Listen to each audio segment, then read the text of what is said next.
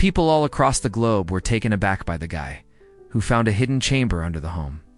When he forced his way open and discovered what was inside, Bob purchased an old house with plans to renovate it into a cozy home while refurbishing the outer walls. He accidentally noticed a patch of grass near the wall that appeared unusually smooth, starkly different from the surrounding ground. Intrigued, he grabbed some tools and dug up the spot, uncovering a metal hatch that led to an underground passage. The discovery left him both uneasy and excited. Instead of opening the hatch immediately, he decided to contact the previous owner to gather more information.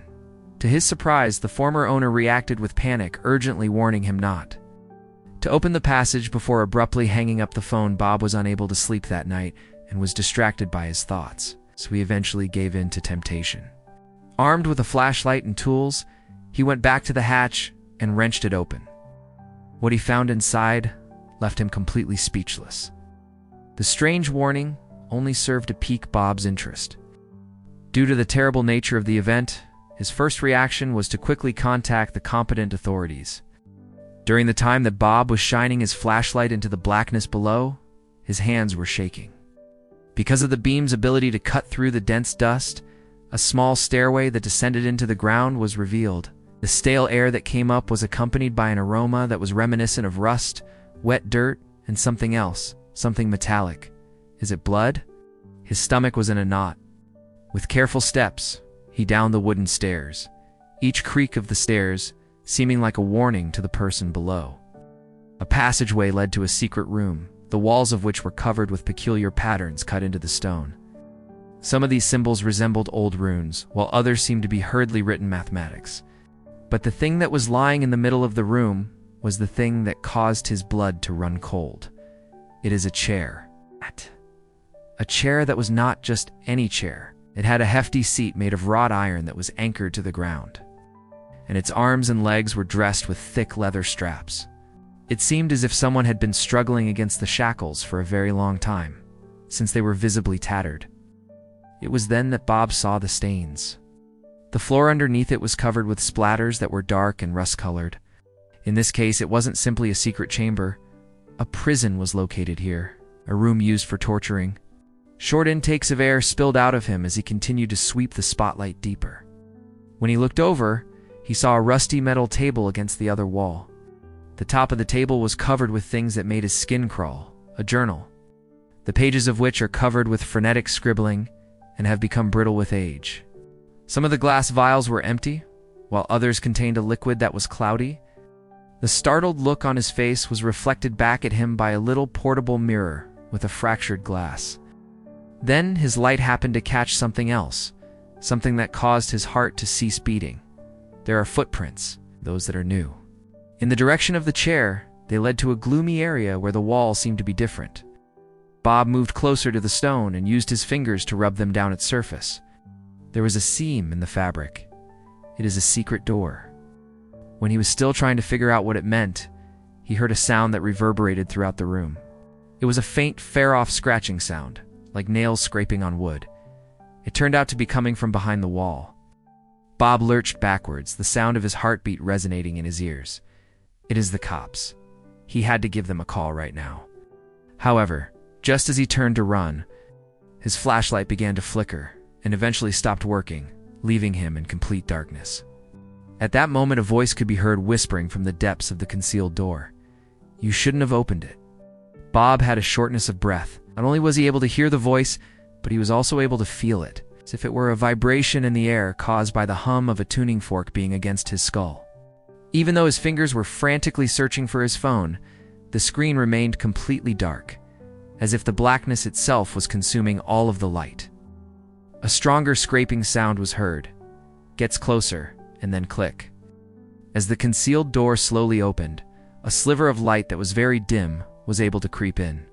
Bob's muscles became rigid. To flee or to fight, the body he was in would not move. As it wound itself around the edge of the door, a skeleton hand was seen, worse than skeleton in appearance. The fingers were excessively lengthy, the knuckles were excessively prominent, and the skin was excessively stretched out like old parchment. In addition, the nails were yellowed and curled, and they dug into the stone with an exactness that was unreal. The door made a more audible creaking sound. The corners of Bob's vision became blurry, and he felt a rising sense of terror in his throat. It was tall, too tall, with its silhouette twisted, and its head slanted at an angle that no human neck could support. The monster that was standing in the doorway was towering. After that, it spoke once again, its voice a dry rasp, as if the pages of a book that had been forgotten were turning. He warned you. Bob's thoughts immediately went to the anxious call that the previous owner had made. It should not be opened. All too late. After the figure lurched forward, Bob finally let out a scream in response. A blam. There was a thunderous gunshot that reverberated around the room. Flashlight beam pierced through the darkness, exposing a police officer standing at the entryway of the hatch with his weapon drawn. The person flinched back as the beam of light appeared. A cry came from the cop. "Bob, you alive down there?" Bob chose not to respond, owing to the fact that in the fraction of a second, he saw two things. The person, or thing, had disappeared, as if it had never been there in the first place.